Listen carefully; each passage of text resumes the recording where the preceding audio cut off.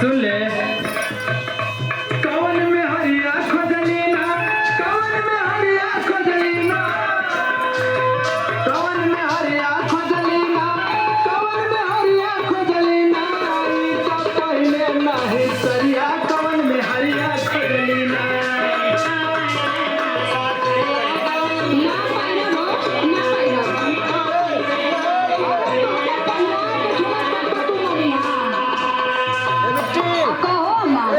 हमारे तो ये समझ में ना आवत था। आजकल के साड़ी पहना था तब तो सूटर जींस न पहना था। भगवान पहले का जमाना का रहो करे में दुल्हन का केहू एड़ी ना देखत रहल। तो पहले के जमाने में मुंह खोल के कहाँ बिया हो, खमड़वा में बिया हो तो ऐसा ही न रही है। जमाना के पहले पा जाई घरे कहीं इज्जत मान सम्मान ना जो गई थी। पहले तो वही ना बह गइलू का ऐसे देखो बिया करे गइलू। ई कैसा बतियावत हरे बाबा। अब पंचायत के पास और कुछ ना होए। हाँ यही बात है, तो बिया आ गइलो बोलबा तू ढेर। सुना सुनावा।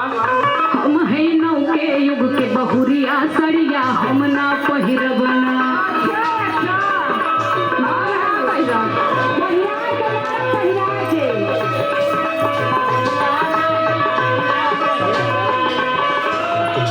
सड़िया हम ना पहिरब ना, सड़िया हम ना पहिरब ना, सड़िया हम ना पहिरब ना, सड़िया हम ना पहिरब ना।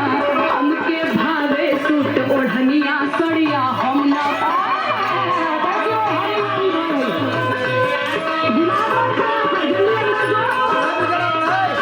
अंदर गई ना तो हो गई। देखा बचवा चंदन, हाँ भाई बताओ। देखा है के अपने सहूर बता दाना दिखाई है। मान सम्मान से हम कबो समझौता ना करिला।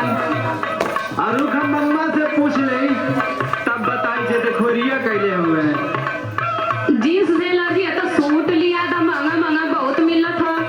हाँ भाई तोरो गलती बात समझ ले। हमारी गलती है, हमसे गलती ना भइला खुद हम बतावत हई। हाँ हाँ बोल। हमरो मार गइल रहे मतिया बतिया केहू के सुनई ना।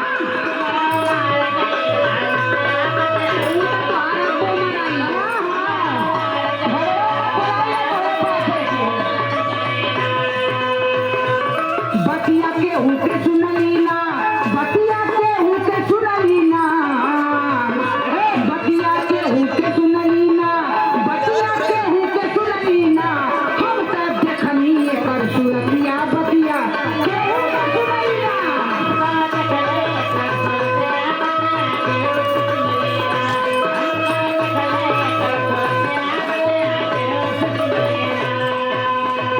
ना सुनू तब ना सुगर पा गइलू। सब समझ में आई।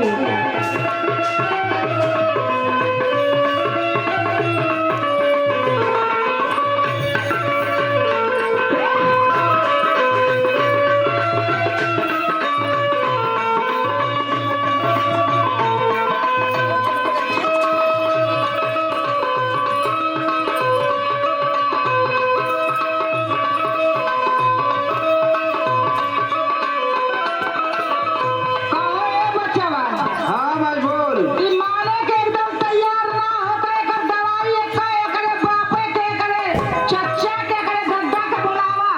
आई हमारे घर में रहे लायक ना है। आई हो माई ऐसन घर में हम एक सेकंड ना रहवे बुढ़ा। तू हल्का में मत ला, बतावा बिया है नहीं हमारे ऐसन दुर्दशा होखा लगल।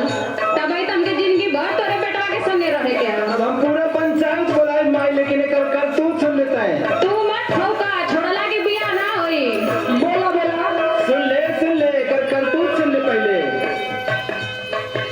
दिन भर में कब कई के बैठे फोनवे में बतियावे।